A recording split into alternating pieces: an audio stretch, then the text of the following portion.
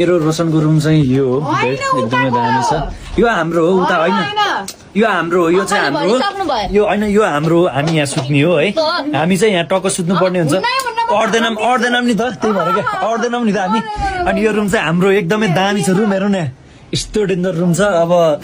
रोशनले चाहिँ आज मलाई के खुवाउँछु भन्दै थियो अनि बाबाको अगाडि चाहिँ बिचार बाबा आएर चाहिँ अलिकति नर्भस भइरहेको छ बोल्न सकिरहेको छैन कि अब मलाई के हो कस्तो हो के कुरा चाहिँ मैले बुझ्न सकिनँ तर बाबा आएर अलिक नर्भस छैन बिचारा अनि मैले मात्र भ्लग बनाइरहेको छु बिचारा भ्लग बनाएको छैन अब भोलि कि पर्सि फेरि यसको भोलि र पर्सि चाहिँ इन्टरभ्यू आउँदैछ चक्क पारामा अनि तर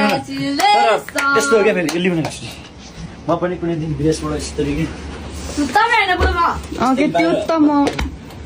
फुलाले जोगाउनु पर्छ अङ्कलले अघि नै भन्नु मेरो फुलै त्यो साइडमा राखिदिनु बाबाले फेरि यस्तै म बाहिरबाट आउँदा चक्क चस्मा लगाएर आएर होइन अनि ए सरी ल अङ्कल वेलकम टु नेपाल बुढा यस्तै छ टक्क अङ्कलले मलाई बोलेछ ल हान्नु त ल ल ल ल ल केही बनाउँदा के हुन्छ ल ल हल्का इमोसन भयो छिटो फुल है त छिटो ल हेर्दा फेरि बटिक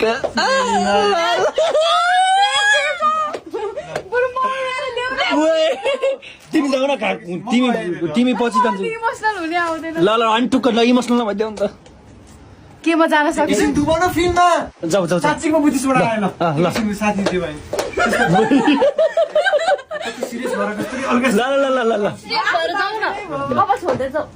कपाल छोड्छौ न हो ल ल ल अब त सियोर ह्यान्डसम ल ल अब चाहिँ दामी देखियो है ल है छिटो है रुकाइ म क्यामेरा अलिक एङ्गल मिलाउनु पर्यो नि त चाहिँ नि मैले त आउँछ હવે सेन्टी होला ल मेकअप पार्लरिस्ट पार्लरबाट अब निस्क्यौ तिमी अब एयरपोर्टतिर पुग्यौ बिस्तारै है सोच कि तिमी एयरपोर्ट पुग्यौ ए ल ल अलिक छिटो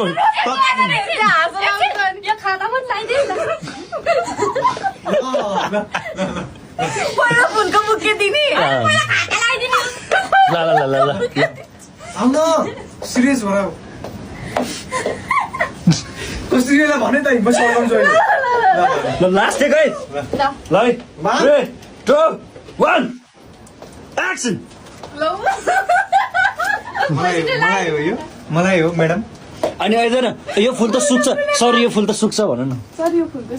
मन परेको फुल सुके पनि तिमीले चाहिँ नसुक पुरै विदेशबाट